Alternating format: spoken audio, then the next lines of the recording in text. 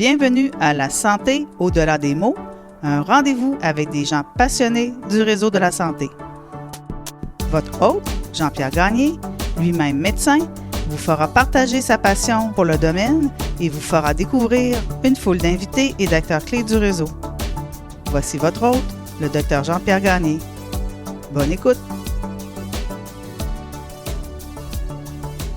Alors bonjour, mon nom est Jean-Pierre Gagné. Bienvenue à ce nouvel épisode de la santé au-delà des mots, un balado qui traite de la santé sous plusieurs aspects.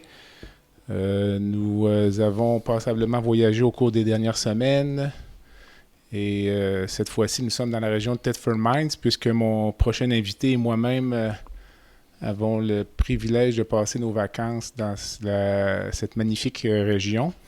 Le chirurgien que je reçois aujourd'hui, je le connais depuis pas loin de 30 ans, mais nos parcours ont divergé un peu, ce qui fait qu'on se voit rarement, mais c'est toujours un plaisir. Donc, sans plus tarder, je souhaite la bienvenue au Dr Pierre Garneau, chirurgien à Montréal. Merci Jean-Pierre. Pierre, bienvenue. Alors, on va repasser rapidement ta biographie. Tu es né en 1967 à Québec.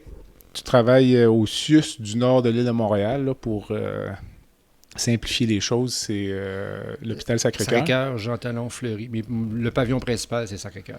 Tu as une pratique qui est partagée entre trauma, soins intensifs et chirurgie bariatrique où tu as abandonné complètement la traumatologie. La traumatologie était complètement abandonnée depuis 2015. OK. Alors que c'était pourtant ton domaine de formation et de fellowship. Ouais, porte d'entrée.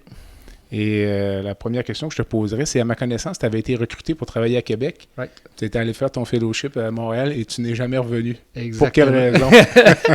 Écoute, c'est sûr que, honnêtement, j'avais eu une offre d'emploi au CHUL. C'était une super belle offre avec des gens que j'apprécie beaucoup.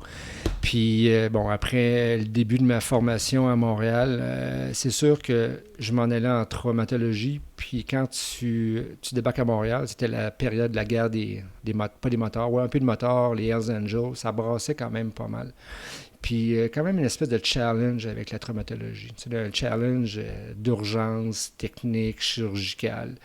Puis le chef du département à ce moment-là, il m'a dit « Gars, Pierre, il dit je t'offre une job, reste avec nous autres. » Fait que d'un point de vue perspective de carrière, là, j'étais tiraillé parce que j'étais un gars de Québec, je suis tatoué Québec, mais là, tu te dis, OK, là, je m'en vais en trauma. C'est quand même à Montréal que ça se passe. Tu avais peur de ne pas avoir assez d'action à Québec? Bien, c'est sûr qu'à Québec, j'aurais eu une super belle pratique parce que, j'ai fait, dans ma formation, j'ai fait 7 mois d'entraînement en chirurgie pédiatrique pendant ma résidence. Je faisais de la laparoscopie, je faisais de la trauma. Fait que, ça aurait été, comme on disait, un mixed grill. Mais là, à Montréal, j'avais la chance de faire la trauma. Puis il y avait une affaire qu'on n'avait pas à Québec, c'est qu'à Sacré-Cœur, on avait la chance d'avoir ce qu'on appelle les unités fermées de soins intensifs comme intensiviste. Fait que j'étais pas juste un chirurgien traumatologue, j'étais aussi un intensiviste. OK. Fait qu'on se partageait, on était 4 chirurgiens à ce moment-là, qui avaient à peu près la même formation, on faisait de la rotation aux soins intensifs. Donc, c'est vraiment les soins intensifs chirurgicaux trauma. Fait que donc, quand tu étais de garde en chirurgie, trauma, tu t'occupais pas des soins, mais quand tu faisais les soins, tu faisais la semaine au complet. OK. Puis, malgré le fait que tu as abandonné la traumatologie, tu es encore près de cette sphère d'activité-là, de par notamment tes nouvelles fonctions là, de chef de département du CIUS du nord de l'île. Right. L'évolution de la traumatologie à Montréal, pas nécessairement tout ce qui est trauma routier, là, mais la traumatologie, j'appellerais, là, comme tu dis, des gangs de rue, trauma pénétrant par arme ou arme blanche. Comment tu as vu progresser ça, disons, au cours de ta carrière? Je te disais qu'il y a eu comme des cycles. Quand moi, je suis arrivé, je me souviens, c'est vraiment, dans ce temps-là, la guerre des Hells Angels, puis aussi la mafia italienne, énormément. Alors, à ce moment-là, il y a eu vraiment une vague importante de trauma par balle, trauma par arme blanche aussi. Puis, si on remonte dans les années fin 90, début 2000, tu avais encore une haute incidence des accidents routiers. Puis, tu avais encore du trauma crânien, là, de façon importante, multicassé. Là, je te dirais qu'il y a eu quand même un switch, parce que si tu regardes les statistiques de la SAC qui sont émises à toutes les années, si tu regardes le taux de décès, le taux d'accident mortel, on a vraiment là, progressé au Québec de façon magistrale. Moi, dans le temps, à Montréal, dans la province de Québec, on avait à peu près 700 à 800 décès par année. Puis l'année dernière, je ne me trompe pas... Par accident de véhicule automobile. L'année passée, je ne me trompe pas, on était en bas de 300. Fait que c'est une énorme progression. Fait que, tu sais, il y a vraiment un impact de ce côté-là. Puis, tu sais, si tu regardes aussi d'un point de vue, tu es un chirurgien, moi, je suis un chirurgien. Ce qui est drôle, c'est que maintenant, la trauma est devenue une spécialité quasiment non chirurgicale. Fait que on parle de... C'est pas un désintéressement, mais moi, je suis fondamentalement un chirurgien. Moi, je me décris toujours comme un technicien. J'aime ça opérer, j'aime ça me casser la tête.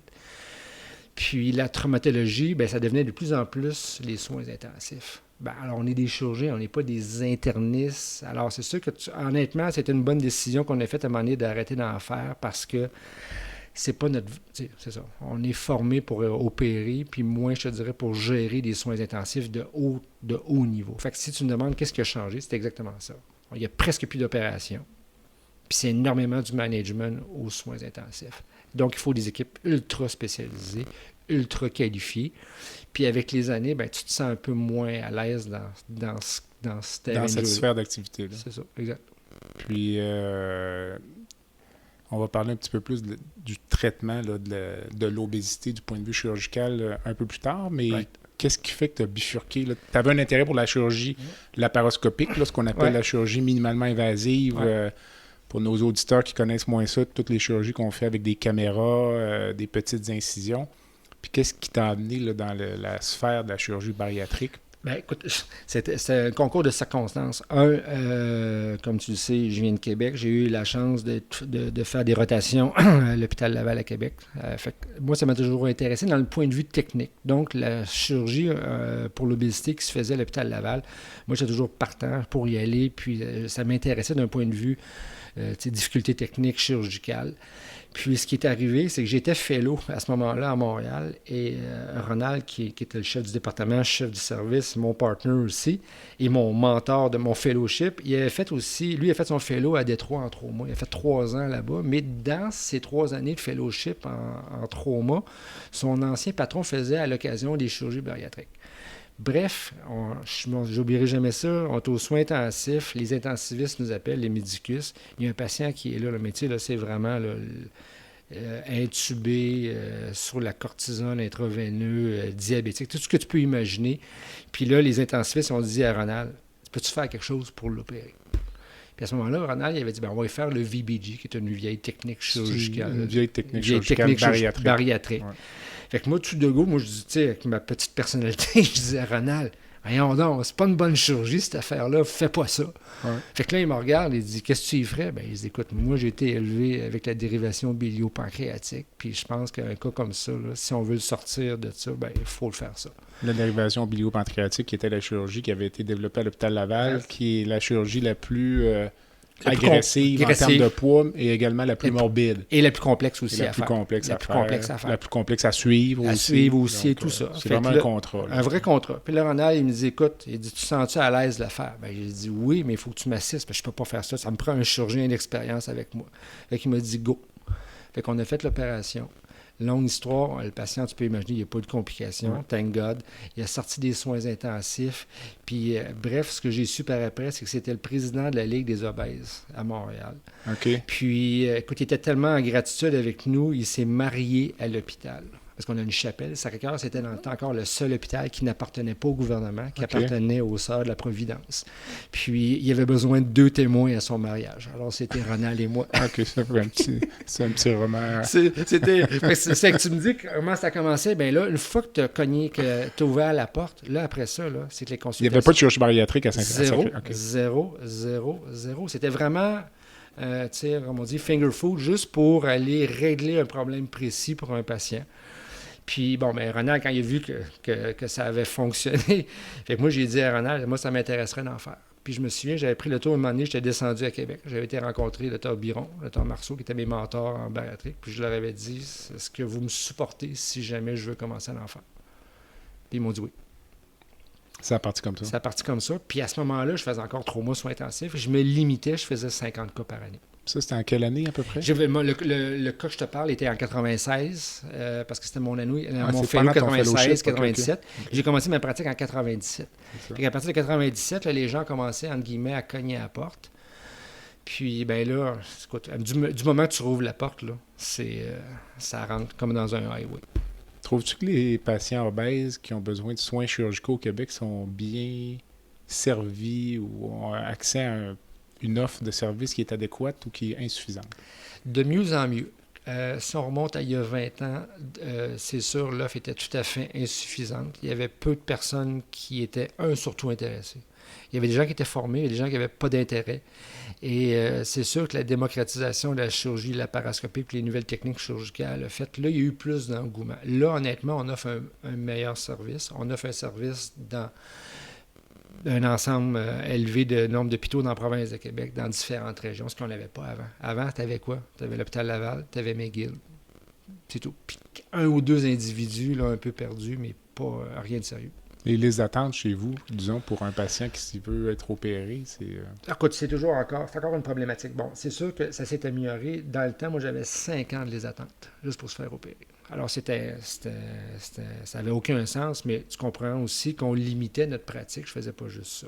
Bon, nous, ce qui est arrivé, alors, c'est pas un concours de circonstances, c'est vraiment une décision, justement, parce que Dr. Denis puis moi, on était...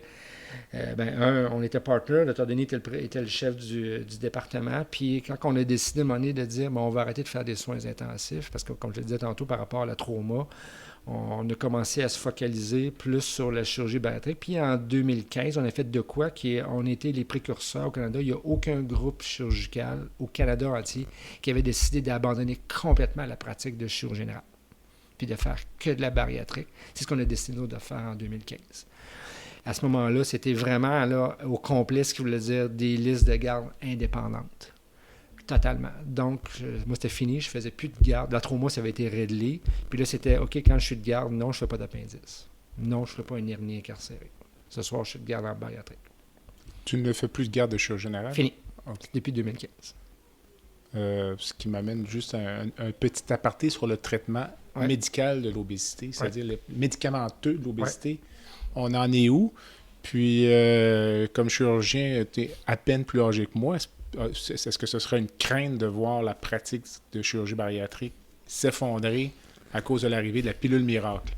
Ça ne s'effondrera pas, mais là, ce qu'on voit, écoute, si tu regardes les demandes à la FDA aux États-Unis, qui est l'organisme d'accréditation pour les médicaments, ils reçoivent des quantités phénoménales d'approbation par année qui sont tous à peu près refusés la plupart du temps. Là, il y a eu, dans les dernières années... Là, tu fais référence au fait que les compagnies pharmaceutiques soumettent des brevets médicaments qui sont refusés. Ils sont refusés, ne passent pas le test. Okay. C'est les effets secondaires, l'intolérance, puis après ça, la non-persévérance du traitement. C'était surtout ça les problèmes. Et là, on commence à voir certaines molécules qui commencent à apparaître qui donnent des signes d'espoir. Mais encore là, tu es loin des succès qu'on va retrouver avec la chirurgie. Fait que là, nous, on commence à l'utiliser. Pas nous, mais on travaille en équipe. On a des endocrinologues qui travaillent avec nous autres. C'est plus comme un complément, je te dirais.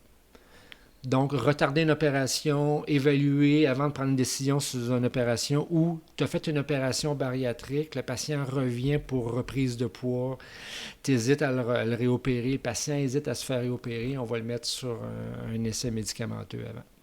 On va revenir à la chirurgie bariatrique tout à l'heure, puisque c'est vraiment ton dada. Je vais revenir sur les raisons qui t'ont amené à choisir la carrière de médecin puis de chirurgien. Là. Ça vient d'où cette piqûre-là? Là? Parce que ça semble être une piqûre avec un effet à longue action, là, parce que tu as encore l'air tout à fait motivé puis captivé. Écoute, honnêtement, dans ma famille, il n'y a personne qui était médecin. Il n'y a pas de chirurgien dans mon entourage, rien. C'était comme, à un moment donné, tu te lèves un matin, je me suis réveillé, pas réveillé, mais c'était comme, tu sais, je faisais plein de choses. Je fais du sport, je fais de la musique. Puis l'école, on s'entend que quand on allait en médecine, dans nos années à nous, il fallait comme assez comme performant à l'école. Fait que moi, c'était comme clair, là, c'était comme, go, ça m'intéressait. À quel âge? 14-15 ans, pas plus que ça. OK. Puis ça, t'as jamais eu de doute après ça? Ben après ça, non, parce qu'après ça, il fallait que tu focalises. Parce que, bon, tu vas dans un secondaire public, je vais dans un cégep public, tu comprends que j'étais sûrement pas le seul à vouloir y aller. Ouais. Fait que là, t'as pas le choix. Là. Il a fallu que ça soit un commitment au complet. Fait que c'était un commitment là, sans abandonner. De 15 à 18 ans, à peu près. De 15 à 18 ans, oui, c'est ça. Parce que le monde disait, je me souviens très bien, je n'oublierai jamais ça, j'étais à l'école secondaire, les compagnons de quartier, j'étais dans la grande salle, l'auditorium, puis les gens des cégeps venaient présenter santé à leur collège. Puis je me souviens, celui qui venait parler du cégep Sainte-Foy, c'est là que je suis allé, il disait, ben écoutez, si vous voulez, si la carrière de médecin, la médecine vous intéresse, là, vous venez pas chez nous parce que, je veux dire, on prend, je sais pas, je me souviens plus du chiffre, 5 000, 6 000 étudiants par année. Fait que tu comprends qu'avec la cote R, le nombre d'étudiants, mes chances mathématiques étaient... En fait, je pense que c'est la cote Z. La cote Z, oui, c'est ça. La cote Z, je suis mêlé dans les lettres. Excuse-moi, t'as raison. Fait que, tu sais, puis pour moi, c'était comme, non, je n'irai pas ailleurs que Cégep Sainte-Foy, c'est à côté, c'est pas loin de chez nous. L'autobus, elle arrive devant chez nous, puis elle débarque là. Oui. Tu t'es dit, ça va marcher même avec ça. Même avec l'embûche, go, on y va. Fait que c'est ça, c'était de la veine en tête. Avais-tu d'autres carrières en tête, mettons, un plan B? J'ai pas bien. Honnêtement, tu sais, j'osais pas trop y penser parce que tu te dis, bon, si jamais ça fonctionne pas, je vais aller en administration comme 88% de mes chums ont fait. Mais t'as fait, mettons, quelle demande t'as fait en médecine, à part médecine, ton deuxième choix? Ça peut être un indicateur ou... Ben, je pense que c'est en administration. Honnêtement, tu me poses la question, j'ai complètement sorti ça de ma tête, mais il me semble que c'est en administration. Tu sais, j'ai pas appliqué en génie, ni en droit, ni des affaires de même. Là. Cela étant dit, tu te rappelleras qu'à l'époque, dans certaines universités québécoises, dont Laval, tu pouvais à peu près être certain de rentrer en fonction de la code Z. Ouais. Parce qu'il n'y avait pas d'autres critères. Pas d'entrevue à ce moment-là. Il n'y avait pas d'entrevue, puis il n'y avait pas de test psychométrique. Donc, des fois, ça mettait un peu moins de pression sur le deuxième choix. Là. Right. Puis à cette étape de ta vie maintenant, là, 53, 54 ans, si tu n'étais pas médecin, tu te verrais faire quoi aujourd'hui? Écoute, probablement que, tu sais, je regarde ça, c'est drôle parce que le milieu des affaires m'intéresse. Je peux vous dire que j'ai pas de compétences particulières là-dedans, là, mais mon entourage, mes amis, tout le monde est entre guillemets en business. Je trouve ce que j'aime, c'est le défi, tu vois.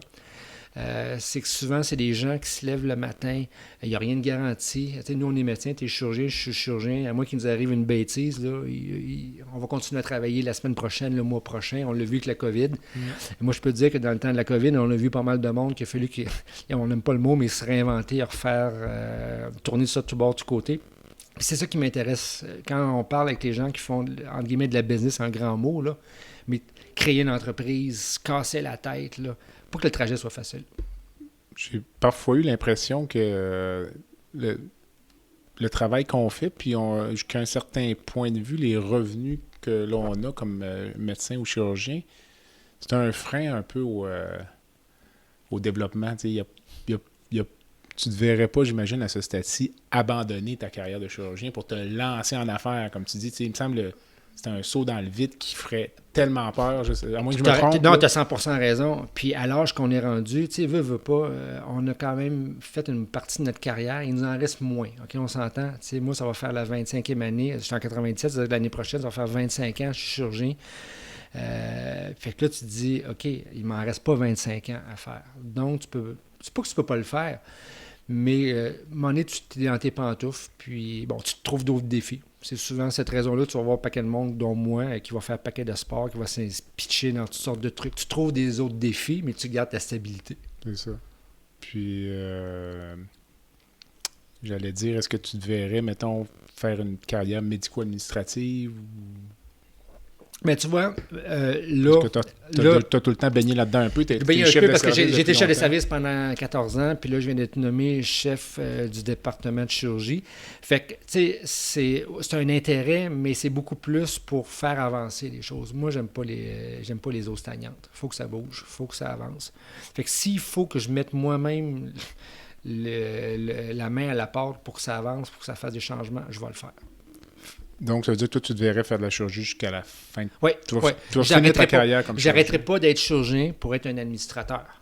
Okay, je mais comprends. Être un chirurgien et un administrateur, puis ça, tu n'as pas le choix. Pour être présentement, la manière ça fonctionne, comme tu sais, dans les hôpitaux, c'est qu'en généralement, le chef de service, le chef de département, c'est quelqu'un qui travaille. Donc, c'est pas quelqu'un qui a abandonné sa pratique. As-tu une devise, un mantra, une phrase pour laquelle tu es connu? Quand les gens vont dire Dr. Garneau, il dit tout le temps ça. Ben, il y a des choses qu'on radote de notre résidence. Et moi, une affaire que je vais dire souvent, c'est que ça vient de mon frère. Puis probablement que ça me caractérise. Je vais toujours dire souvent, c'est pas capable, il est mort. OK. Fait que trouve une solution, creuse-toi la tête, là, mais non, on n'abandonne pas comme ça. Là. OK, c'est bon. Puis, c'était après 25 ans de carrière, as-tu, mettons, si je te demandais le plus beau souvenir de ta carrière, là, tu m'as parlé de la dérivation biopancréatique pendant ton fellowship, qui était probablement un événement marquant, mais as-tu vraiment un événement, là, tu dirais, ça sort du lot, là? Ben, ça sort du lot. Je te dirais que, bon, celui-là, le cas que je t'ai conté, c'est ce qui a fait qu'à un moment donné, j'ai pris une ligne vers la chirurgie bariatrique, mais d'un point de vue chirurgical, tu le sais, on a fait des entraînements variés, on faisait plein de choses en formation. On faisait de la chirurgie digestive, on faisait de la chirurgie vasculaire, un peu de thoracique. Puis la seule place qui te permettait de faire ça, c'est ce que j'aimais beaucoup, c'est de la trauma, c'est ça qui me permettait de travailler dans toutes les skills, en guillemets, que tu avais appris. Puis un soir, ça, je ne l'oublierai pas parce que j'étais de garde nécessairement, puis quelqu'un qui fait une tentative de vol avec un gun à clous. Tu comprends qu'il est un petit peu failé de la tête. Bref, la police est arrivée, puis il a retourné son gun à clous contre lui. OK. Mais un vrai gun à clous, pas des petits clous de finition. Okay. Là. Fait que quand il est arrivé à l'urgence, on s'entend que ça allait pas bien. Fait que le clou était rentré juste à l'épigasse. Il était en choc. L'épigasse, donc, c'est juste en dessous du cœur. En dessous du cœur. Okay. Fait que là, c'était évident que ça allait pas bien. Fait que, bref, on prépare la salle d'opération, on monte en stat, puis à la presse, puis là, tu t'appelles les gens. Un seul clou, là? Oh, ouais, c'est ce qu'on voyait bien qu'il y avait un trou, mais on imaginait, mais on se faisait décrire la machine à clous par le policier qui décrit, mais juste avoir l'état de choc du patient. Mais bref, moi, on appelle le chirurgien cardiaque. Je dis, garde, moi, j'ai l'impression que, tu sais, il va falloir. Bref, je commence par. J'ouvre l'abdomen, puis là, je me rends compte que le clou avait embroché le ventricule contre la colonne vertébrale. Complètement. OK. Comme tu venais de clouer, c'était un gun à clous. Fait qu'il avait cloué son ventricule sur la colonne vertébrale. Mais là, tu comprends que le chirurgien cardiaque, lui, il est chez eux. Là. Il s'est fait appeler parce qu'il a eu le gros trauma, mais le temps qu'il s'en vienne, généralement, dans un centre de trauma, on dit aux gens qu'il faut qu'il arrive en dedans de 30 minutes. Mais toi, juste pour que je comprenne, parce que si tu es dans l'abdomen, là, pour les gens qui connaissent moins ça, tu vois pas vraiment le cœur, mais tu vois à travers le muscle du diaphragme. Il est juste au-dessus du diaphragme. Mais je vois le clou. OK. Le clou, je le vois dans l'abdomen, au travers du diaphragme. Je vois très bien qu'il est orienté vers le cœur. Puis tu vois que les battements cardiaques à travers ça. C'est parce que là, dans le ventre, il n'y avait pas tant de sang que ça. Puis là, le patient, sa pression cardiaque il va pas bien. Il ne restait plus grand-chose comme pression. Fait que là, tu sais, moi, je regarde tout le monde. Je dis, moi, dans les formations que j'ai faites, tu sais, on a fait, toi et moi, beaucoup de chirurgie vasculaire, mais j'ai aussi fait 6 mois de cardiaque. Okay. Dans ma jeunesse, quand j'étais en résidence, c'est quoi que je voulais faire? Fait que j'ai fait 3 fois 3 mois de chirurgie cardiaque. Fait que là, à un moment donné, moi, je dis à l'anesthésiste, regarde, le chirurgien cardiaque n'est pas arrivé, mais le patient, si j'ouvre pas le sternum, il va mourir. Fait que j'ai ouvert le sternum. Mais là, tu vois, tout ce que tu as appris là, en formation, c'est là que tu vois là, que ça a tout sorti au même moment. Ouais. Ça a donné que ça a bien été. Tu sais, ouvert le sternum, tout mis, ouvert le péricarde, tout placé en place. Puis après ça, ben, écoute, quand le chirurgien cardiaque est arrivé, on avait comme une espèce de vice grip. Une décloueuse. Décloueuse. Puis j'avais déjà moi-même mis les points sur le cœur parce que je savais c'était quoi la grosseur puis le type de fil qu'on mettait. Puis j'en avais fait assez pour savoir. Fait que j'étais prêt. Tu comprends? Fait que quand le chirurgien cardiaque, il me connaissait bien, on s'entendait super bien, lui puis moi. Fait que quand il est arrivé, puis il savait aussi ma formation pour mon parcours, ben il m'a dit, ben vas-y, je te laisse le faire. Fait que c'est moi qui j'ai arraché le cœur, pas arraché le cœur, j'ai arraché le clou, fermé la brèche. Finalement, il m'a tout laissé faire la fermeture. J'ai fait la fin du cas. Puis, surprenamment, ben, le patient, 7 jours après, il est sorti de l'hôpital. Bon, il était chanceux. Il était à la bonne place au bon moment. C'est ça, exact. Puis, il faut pas qu'il refasse la menuiserie. Yeah. Puis dis-moi, avant d'aller à la pause, si on tourne le compas de 180 degrés, une situation difficile dans ta carrière, puis la façon dont tu as surmonté ça, les leçons que tu en as tirées. Écoute, j'ai pas de... c'est pas vrai. Je te dirais c'est toujours à cause de la traumatologie. La trauma, je te dirais, ce qui arrache le cœur le plus, là, c'est surtout que je faisais les 2 chapeaux. Je faisais l'intensiviste, donc le patient qui est aux soins intensifs qui arrive. Puis veut pas, c'était le jeune patient qui arrive le soir, qui est sur le bord de mourir. Okay? Puis je me souviens, le pire des moments, parce que pourtant j'en ai eu plusieurs des situations comme ça, mais probablement quand tu es plus jeune, je sais pas si ça nous affecte moins ou je sais pas, dans ton cerveau, tu gères mieux ça.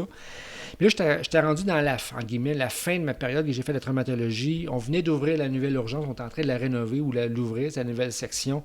Puis là, on appelait la famille pour faire annoncer, entre guillemets, la mauvaise nouvelle. Mais là, j'ai jamais vu une crise d'hystérie comme ça de la famille. Mais là, toi, t'es impuissant totalement. Là. Puis, tu sais, la mère est là. T'as quel âge à ce moment-là? Ou t'as combien d'années de pratique? Je dois être rendu à 15 ans de pratique. OK, quand même, ça. Okay. T'as 15 ans. Mais ça, je te dis, t'en as vu d'autres, mais ça devenait de plus en plus difficile. C'est ça qui est aberrant. Tu comprends? Okay. Moi, j'ai trouvé qu'au début de ma pratique, autant que ce soit des discussions difficiles, autant les dons d'organes que les morts cérébrales, je ne sais pas si c'était la jeunesse, l'insouciance, là, mais plus que j'avançais en âge, plus que ça devenait difficile. Pour toi? Okay. Pour moi. Puis cette fois-là, je ne l'oublierai jamais, puis je n'étais pas tout seul, j'étais avec l'intensiviste, qui était le chef des soins intensifs. Puis on était les deux, lui, c'était sa semaine de soins intensifs, c'était moi qui étais le chirurgien.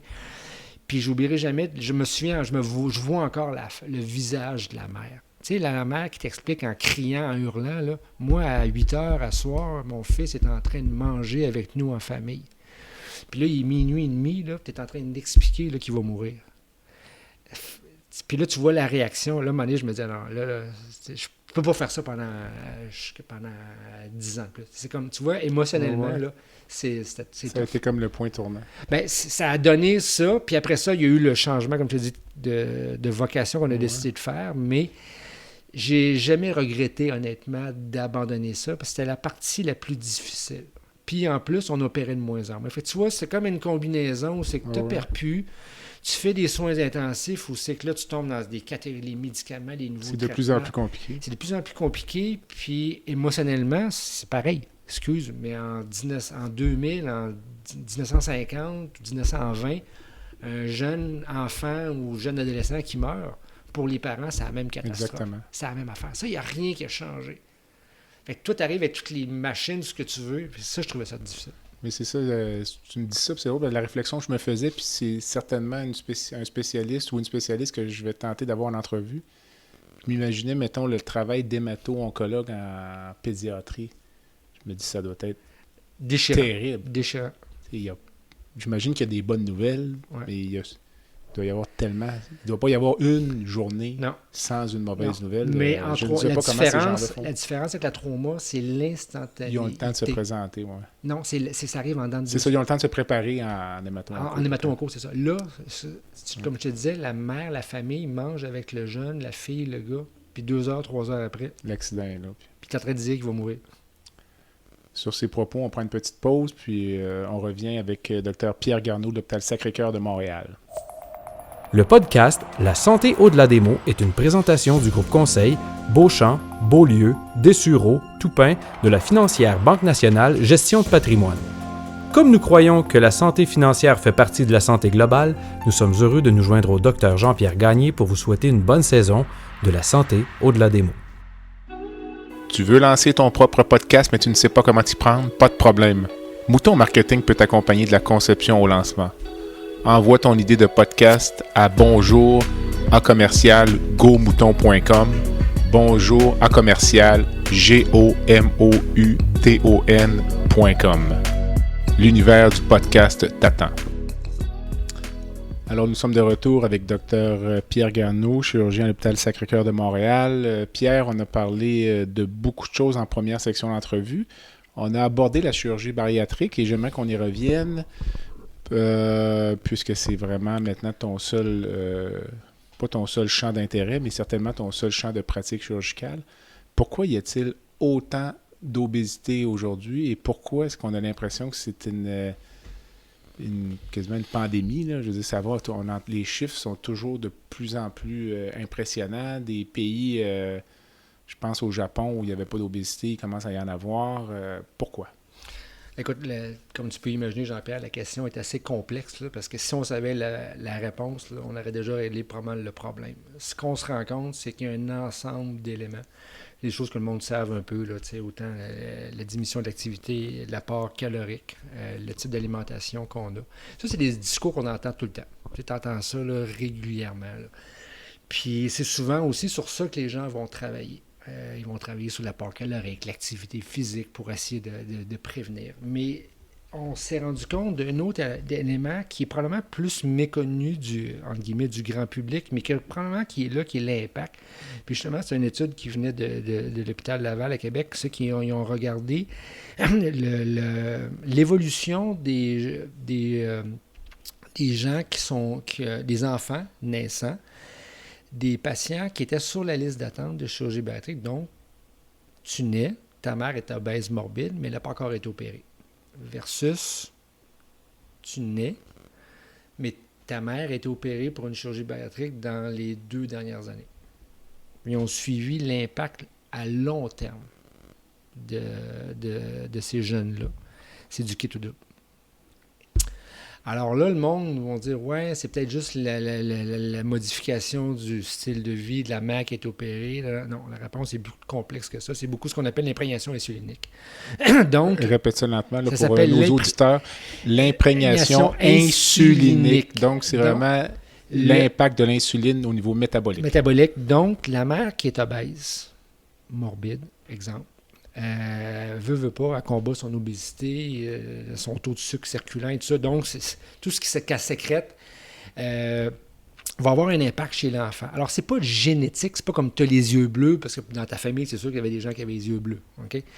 Donc, c'est pas un impact génétique, mais c'est vraiment un impact d'imprégnation qu'on appelle. Et là, quand tu regardes ça, c'est exactement ce que tu viens de dire comme phénomène. C'est une catastrophe qui n'arrêtera pas.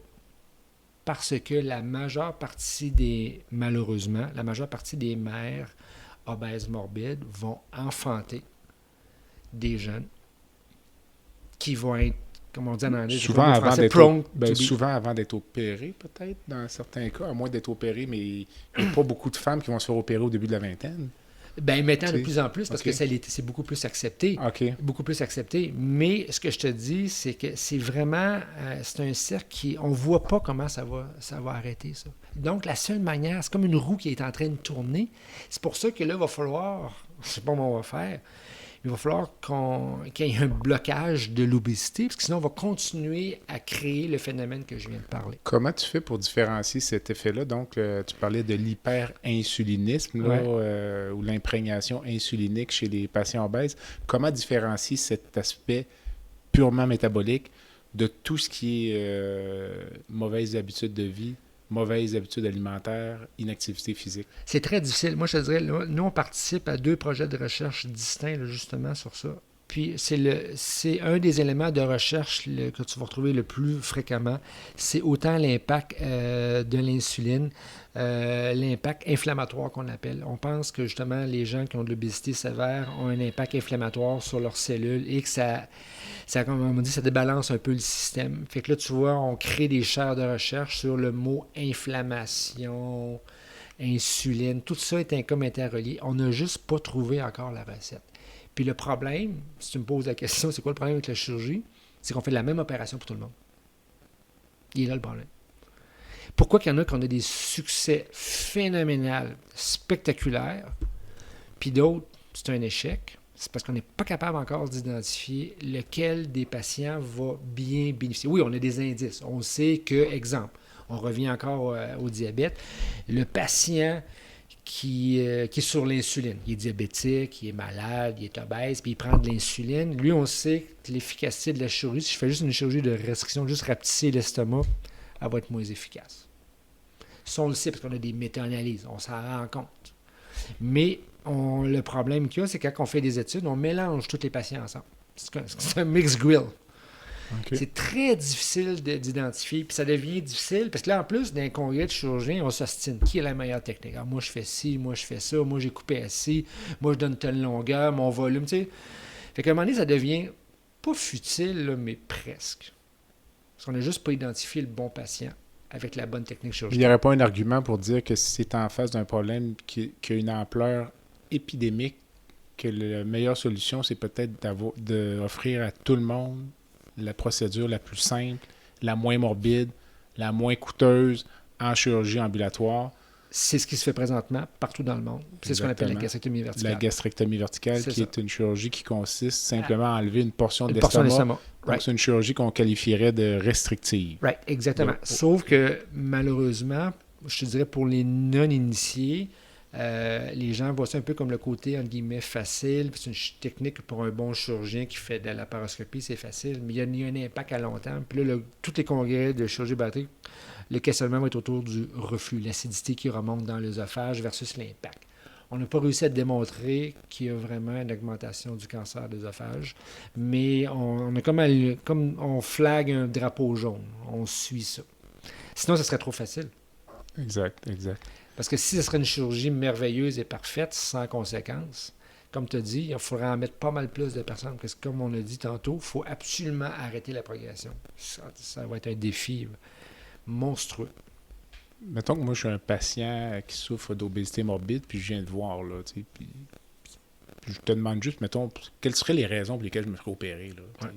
Mettons, je mesure 5 pieds 10, je pèse 400 livres, là. Puis, docteur Garneau, là, pourquoi me faire opérer maintenant? Je vais bien, je ne prends pas de médicaments. Right. Bon, ce qu'on sait, c'est que c'est un continuum. Donc, ça, c'est un discours qui, ça vient me chercher, ça me fait lever le poil quand je vois ça des fois sur les réseaux sociaux. Moi, je ne vois pas sur les réseaux sociaux, mais les patients m'en parlent. Mais voyons, docteur, je ne comprends pas, moi, je suis en santé. Ça va bien. C'est parce que le problème qu'il y a, c'est la répercussion, elle est sur le long terme. Alors, le mot santé, il y a deux choses. C'est que tu l'es aujourd'hui ou tu ne l'es pas. Donc, c'est oui, non.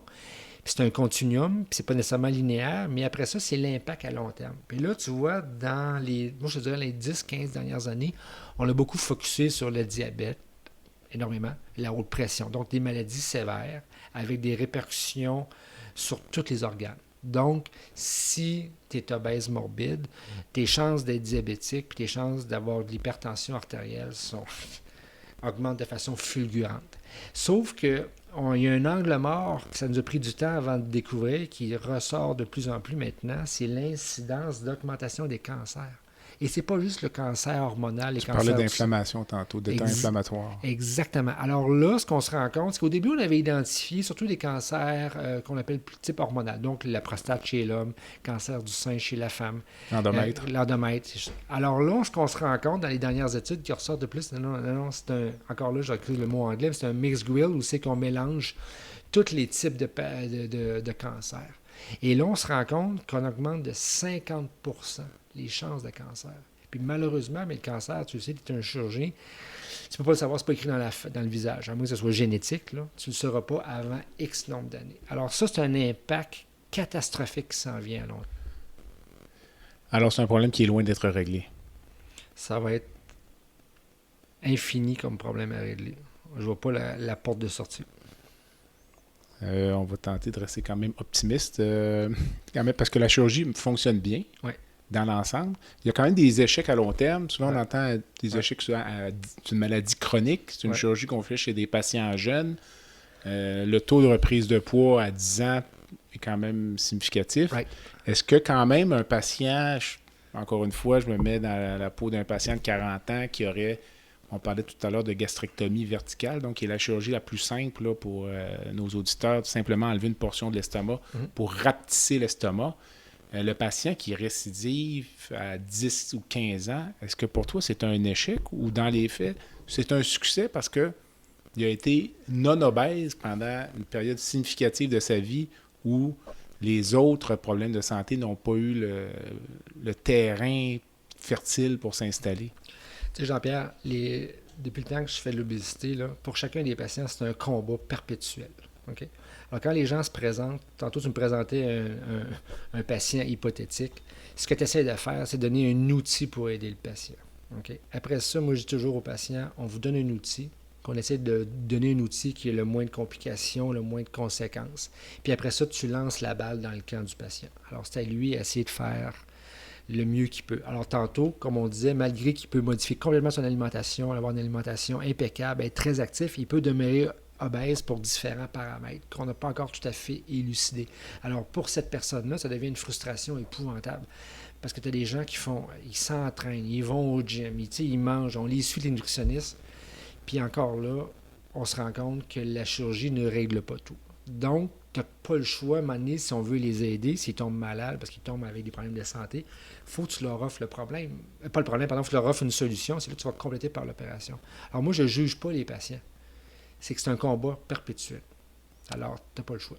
L'apport calorique des patients qui viennent te voir, en règle générale, là, le fait de dire que les obèses sont gros parce qu'ils mangent trop, est-ce que c'est vrai, faux, ou encore là, c'est une question qui a plusieurs réponses? C'est une question qui a plusieurs réponses. Moi, je te dirais que la problématique majeure, c'est pas que oui, honnêtement, on n'a pas tous des comportements alimentaires impeccables, mais ils ont des défauts dans leur alimentation, pas du choix de la nourriture, de la manière qu'ils mangent.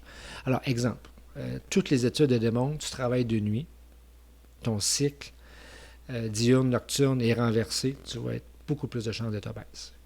Je ne sais pas si tu vas la nuit, des fois à l'hôpital, regarde les gens qui travaillent de nuit, il y a beaucoup plus d'obésité que de jour. On sait que les gens qui dorment moins aussi ont Exactement. plus, ont Donc, plus c'est de des chances paramètres, d'être c'est obèses. plus obèses. Donc, ça, en partant, c'est un phénomène. Donc, on sait que ça, c'est une habitude de vie qu'il faut qu'ils renversent. Après ça, on sait que les gens qui... moi, c'est ça, je fais beaucoup de sport, je fais beaucoup d'analogies avec les sportifs. Moi, je dis toujours, un sportif, il mange 5 fois par jour, 6 fois par jour. Petite quantité, protéines. Alors que le patient obèse, malheureusement, des fois, il ne déjeune pas, il n'aime pas ça, il ne tente pas, il n'a pas faim. Sur l'heure du dîner, il n'a pas le temps, il est occupé, il se prend un café avec whatever, puis le soir, on évoque une charge. OK.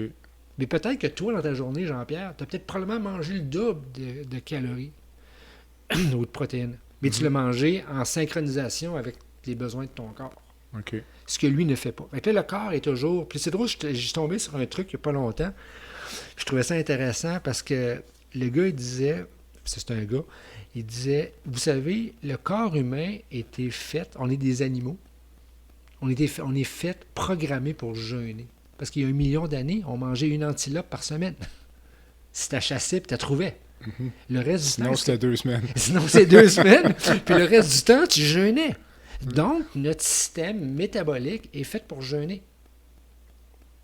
Alors là, on vient complètement changer notre biorhythme complètement. Est-ce que, en dernière, pas dernière, mais presque, est-ce que c'est rentable au point de vue économique pour une société d'opérer des patients obèses? Tout à fait, parce que c'est la seule manière de renverser ces maladies-là. Donc, si on regarde, exemple, écoute, même dans la revue Endocrinologie américaine, l'éditeur en chef, il y a quelques années, a écrit un éditorial en disant « Maybe », mais en voulant dire « La seule manière de renverser le diabète, c'est pas l'insuline, c'est la chirurgie. » Donc, oui, on est rentable, on améliore la qualité de vie, on sauve des vies, puis en diminuant toutes ces maladies-là, tu vas sauver une quantité phénoménale d'argent sur le coût de santé. Tu me corrigeras, mais il y a des patients qui rentrent à l'hôpital diabétiques sous insuline, qui ont une chirurgie bariatrique et qui ressortent sans insuline. Tout à fait, parce qu'il y a même des études, si on avait vu ça dans les études animales qui avaient été faites dans le passé, on sait que quand tu fais, un exemple, une chirurgie qui est quand même assez connue dans le monde de la bariatrique, qui s'appelle le gastric bypass, le bypass gastrique, une chirurgie qui date depuis 40-50 ans, c'était clairement démontré qu'il y a à peu près 50% des patients qu'en dedans de 2 semaines, ils ont quasiment diminué de 25% leur taux d'insuline, alors qu'ils n'ont pas encore maigri sa balance. Donc, il y a un effet... Il y a un effet métabolique. Donc, endocrinien. Endocrinien. Alors que maintenant, on ne parle plus de chirurgie bariatrique en tant que telle. Le terme maintenant, ça s'appelle la chirurgie métabolique. En conclusion d'entrevue, mais on aurait pu faire ça au début, pourrais-tu nous expliquer, mais c'est quoi les critères? Là? C'est quoi, mettons, l'embonpoint par rapport à l'obésité? C'est quoi? Puis nous expliquer, on parle tout le temps d'IMC, l'indice de masse corporelle. Donc, où ça se situe? C'est quoi les chiffres? Si les gens veulent calculer leur IMC ou autre? Bon, il faut comprendre une chose, Jean-Pierre. L'IMC, c'est un vieil indice qui a été créé dans les années 70 par les compagnies d'assurance américaines, pour calculer un peu le risque de mortalité des gens. Alors, on se remonte vraiment dans les années 70 où c'est que l'obésité était beaucoup moins prévalente. Et à ce moment-là, les chiffres étaient, entre guillemets, assez sévères, où c'est qu'on disait qu'un poids santé était un indice de masse corporelle entre 18 et 25. Donc, c'est un ratio entre ta grandeur puis ton poids. On va dire que c'est pour ceux qui seraient vraiment portés, là, ce serait donc le poids divisé par la taille au carré. En mètres au au corps. carré. C'est ça. Donc ça, c'est l'indice de masse C'est l'indice de masse corporelle. corporelle. Alors, les chiffres qu'on a là, dans ces années-là, correspondaient à la cohorte des années 70 du poids moyen des gens des années 70. Donc, 18-25, c'était le poids santé. 25-30, c'était ce qu'on appelle l'embonpoint.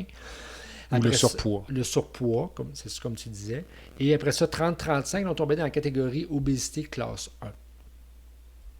Après ça, 35 à 40, on dit obésité classe 2. 40 et plus, c'est classe 3 ou morbide. Mais là, avec les années, on s'est rendu compte que si c'était entre 35 et 40, puis tu avais du diabète, de la haute pression ou de l'apnée du sommeil, tu étais considéré aussi comme un morbide. Donc, les indications opératoires en 2021, si un patient vient de voir, ce serait quoi? Ils n'ont pas changé encore. Pour l'instant, c'est des indications qui viennent de l'OMS, qui est encore sur on opère des patients avec de l'obésité morbide. Donc, un IMC plus que 40. Ou 35 et plus avec facteur comorbide. Sauf que depuis quelques temps, on commence, vu que les complications opératoires chirurgicales ont quand même beaucoup diminué par rapport à ce qu'on avait dans le temps, on commence à inclure des patients diabétiques entre 30 et 35. OK, parfait. Donc, on diminue un peu les critères. Oui, parce qu'on va chercher un gain. Tu me parlais tantôt, est-ce qu'il y a un gain coût-bénéfice? La réponse, c'est oui.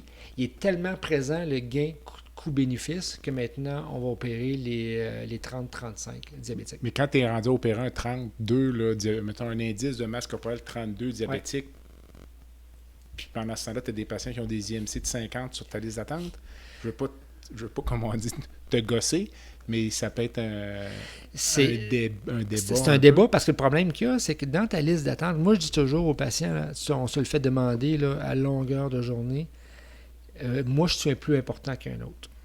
Okay? Alors, je vais te virer la question à l'envers. Qui est plus malade entre une femme de 53 ans avec de l'hypertension sur 2 médicaments ou un plus jeune de 44 ans qui est diabétique? Tout à fait. Sur l'insuline. Lequel des deux est plus malade? Honnêtement, Jean-Pierre, j'ai aucune idée. Je ne peux pas te le dire. 2 questions rapides avant de s'approcher de la fin de l'entrevue. La chirurgie bariatrique chez les patients âgés, est-ce qu'il y a une limite d'âge? Oui, Et pourquoi? Bon, la limite d'âge avait été mise encore là par le NIH. Le NIH, c'est le National Institute of Health aux États-Unis. Il y a longtemps, il avait mis un barème à 60.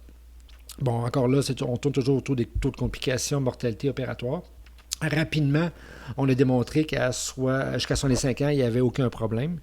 Puis tu vois, nous, on a publié il y a quelques années un papier sur les 65 ans et plus. On a eu jusqu'à des gens qui avaient 75 ans.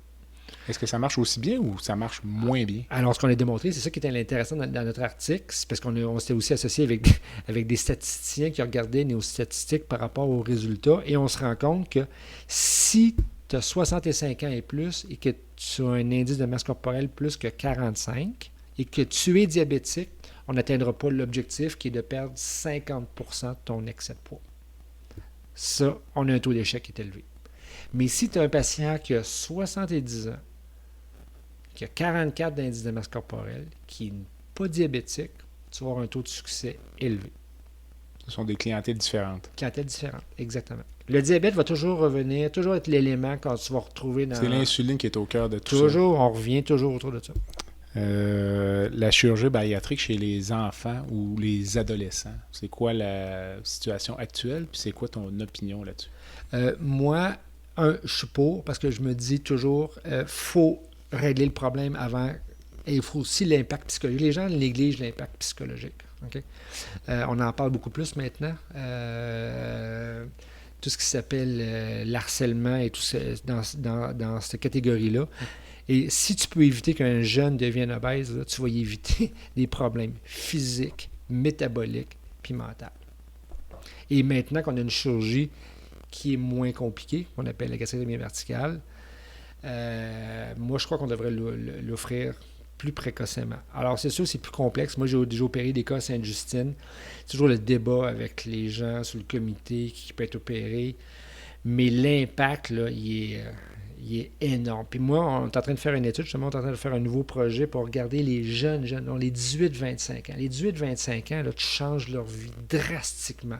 L'avantage que tu as, c'est qu'ils n'ont pas encore eu, heureusement, je pourrais dire, l'impact négatif de l'obésité. Ils ne l'ont pas eu sur leur santé, ils ne l'ont pas eu sur leur mental aussi. quand ça fait 25 ans ou 30 ans que tu es obèse morbide, là, puis que les gens te négligent, te critiquent, qu'est-ce que tu penses qui arrive? Tu as un impact psychologique. Puis quand psychologiquement ça va pas bien, qu'est-ce que tu fais? Tes mauvais comportements, tu te lances dedans. Alors, ça complète la section bariatrique d'entrevue. Pierre, merci beaucoup. Je présume que tu pourras peut-être nous donner certains liens Internet qu'on pourra mettre sur tes notes d'entrevue là, pour les gens qui voudraient en apprendre plus.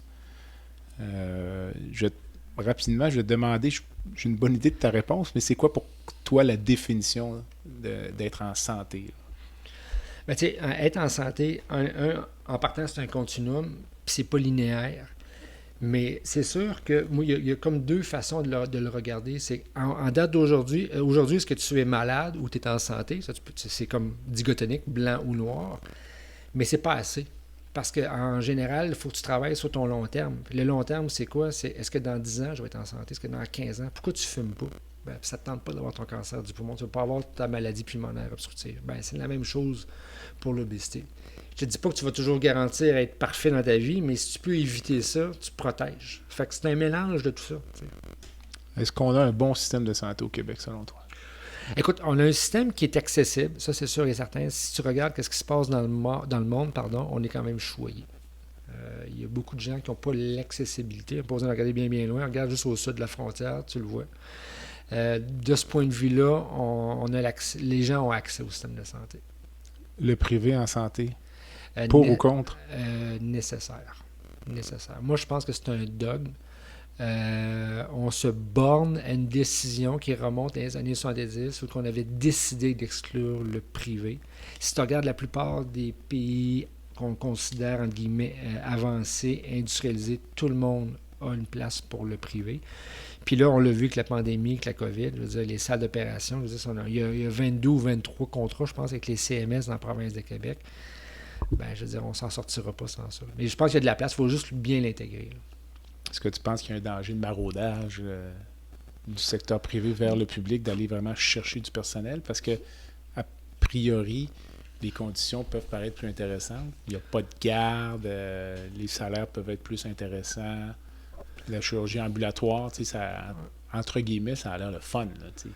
Écoute, ça a l'air le fun. Moi, je peux te dire, Jean-Pierre, nous, on était, dans le temps avant que le CIUS existe, qui était Sacré-Cœur, on était le premier partenariat public-privé dans la province de Québec. Ça fait 13 ans que le Sacré-Cœur, puis maintenant le CIUS, opère dans un CMS qu'on appelle un centre médical spécialisé, qui est une clinique privée. Puis, il y a beaucoup de mauvaises informations de ce genre-là. En partant, je regrette, là, les gens qui décident de partir au privé, ben, ils n'auront jamais un fonds de pension du gouvernement. Tu n'auras pas ça. Alors, les gens, ils quittent pour des raisons personnelles et tout ça, mais ils laissent tomber des avantages. Alors, moi, je pense que c'est une des solutions. C'est pas parfait, le système. Là, je pense que maintenant, on est en train de le corriger. Au début, c'était comme, là, excuse le mot, mais c'était l'antéchrist. Il ne fallait pas faire ça. Là. Puis, tu peux pas réfléchir, tu peux pas construire de quoi quand tu considères que c'est le démon. Tu peux pas faire ça. Une fois que tu l'as accepté, tu fais, OK, comment on va l'utiliser? OK, on a essayé des choses, ça a joué à gauche, ça s'est tassé à droite, ça se replace, la COVID est arrivée, on commence à mieux le positionner. Et moi, je pense que c'est ça l'avenir, Jean-Pierre, c'est qu'on va être capable de mieux utiliser le privé au service du public. Pas le privé sauvage, comme on peut imaginer, c'est pas ça qu'on veut. On veut que tout citoyen ait accès, mais différemment. C'est un sujet qui est en pleine évolution. Tout à fait. Alors, on entre dans la section baguette magique de l'entrevue. Pierre, je vais te donner une baguette magique, puis je vais te donner le loisir ou le privilège de changer instantanément une chose dans le système de santé aujourd'hui même, début août 2021. Tu ferais quoi? Écoute, ta question est vraiment est aussi large que le système de santé. Mais moi, je pense qu'on n'aura pas le choix de déstructurer. Là, honnêtement, tout le monde en a parlé de la centralisation. Là. On commence à être loin de la gestion du patient. Puis ça, c'est l'exemple qu'on parlait tantôt, il y a une minute par rapport au privé. Si tu es pas capable de décortiquer chacune des informations puis d'offrir le meilleur au patient, on va toujours passer à côté. Moi, c'est la plus grande frustration. Puis tantôt, tu me demandais pourquoi, j'ai accepté le poste de chef de département, même si je suis un chirurgien puis je ne veux pas arrêter d'opérer. Parce que j'espère qu'on va être capable en équipe de travailler puis de casser toute la structure qui fait que y a des gens qui sont lésés, qui n'ont pas accès au système de santé comme ils devraient l'avoir. Ça n'a pas de sens. Donc, tu parles plus de décentraliser ou d'enlever des barrières administratives, ou c'est tout, tout ensemble? Un peu tout. Tu sais, la structure, tu le sais, t'es chirurgien, moi aussi je suis un chirurgien, je travaille dans un hôpital, là, on a toutes les spécialités. Donc, on crée des services de ci, services de ça, département d'un. Tout avec les gens, plein de bonne volonté. Puis exemple, on est tous des chirurgiens, mais on tombe dans un entonnoir, on a un bloc opératoire avec un minimum d'espace. Ça n'a comme pas de sens.